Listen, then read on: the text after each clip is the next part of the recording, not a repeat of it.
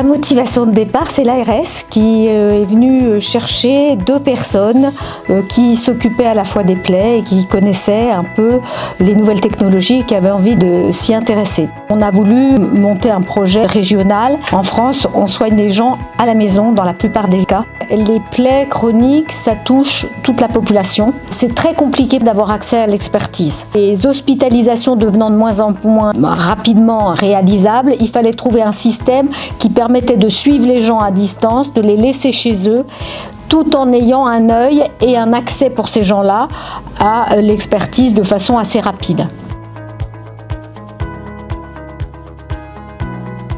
Je fais des téléconsultations avec les infirmières libérales, avec des infirmières d'EHPAD, de SSR, d'HAD et également avec des médecins généralistes et des médecins coordinateurs. Une téléconsultation se fait en présence avec le patient, bien sûr, avec son accord. Mon rôle aujourd'hui, c'est vraiment démystifier l'utilisation de cet outil pour que la téléconsultation, le jour J, se passe au mieux, qu'il y ait un échange vraiment avec les infirmières et le patient. On insiste vraiment auprès des professionnels de ville ou d'établissement que ces données de santé-là sont sensibles, donc elles doivent transiter soit par une adresse mail sécurisée ou par notre plateforme de télémédecine. Alors une inclusion, c'est un document qui est rempli au préalable par le médecin traitant. Donc c'est tout un ensemble d'informations qui sont utiles pour la téléconsultation pour les infirmières. Et on se rend compte qu'il y a de moins en moins d'arrêts de suivi de patients, puisque nous, on peut relancer les établissements. Je réalise des téléconsultations pour des patients en EHPAD, en SSR ou à domicile, des patients porteurs de plaies, donc dans le cadre d'un suivi ou tout simplement une première téléconsultation. Donc je suis en relation avec une infirmière requérante avec laquelle on parle du patient. Donc on voit le patient à son domicile, dans son lieu de vie, ce qui parfois nous apporte plein de renseignements. On discute avec l'infirmière du principe des soins, le pourquoi on choisit tel pansement par rapport à un autre. On les inclut dans ce protocole.